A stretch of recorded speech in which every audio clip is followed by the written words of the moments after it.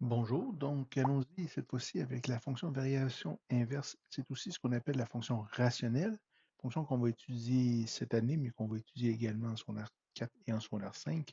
Donc, fonction rationnelle ou fonction variation inverse, donc c'est très simple. C'est tout simplement que la variable dépendante et la variable indépendante varient de façon inversement proportionnelle. C'est juste ça que ça veut dire.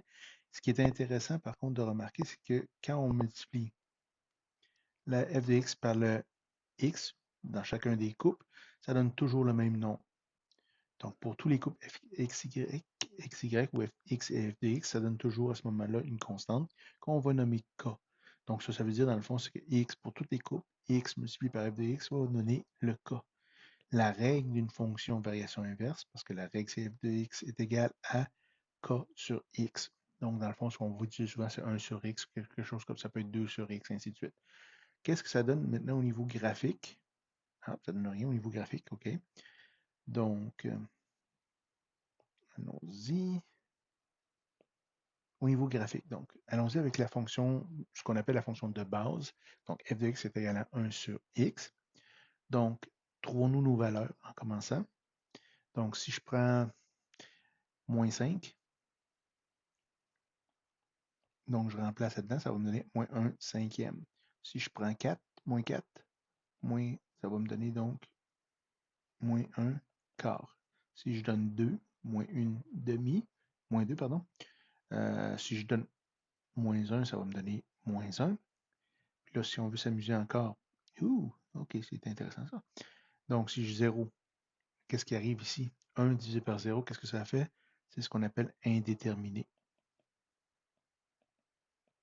Ensuite, on va s'amuser encore. Donc, allons-y avec si je donne la valeur 1, ça va me donner, ça c'est x, f de x, ça va me donner 1.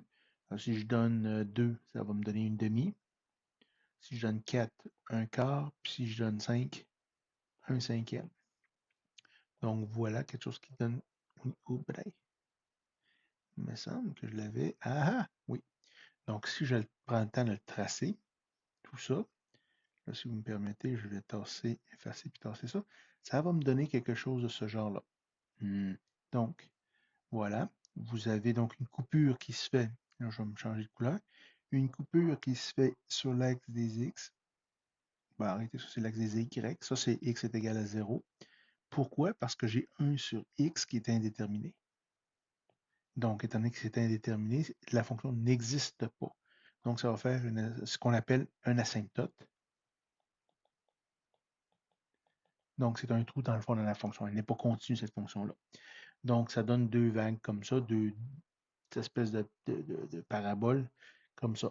On va, règle générale, en secondaire 3, on va utiliser que la partie du premier plan qui est ici. Au niveau des situations problèmes, c'est ce qui est plus facile. Secondaire 4 et secondaire 5, on va utiliser la deuxième partie également. Donc, voilà pour la fonction variation inverse.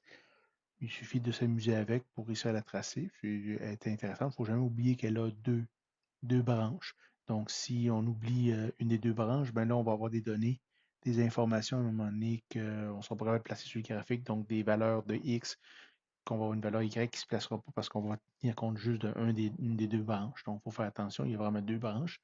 Comme je dis, au niveau du secondaire 3, on va travailler principalement avec la branche du premier cadran, tout simplement. Et voilà, je vais vous laisser vous pratiquer.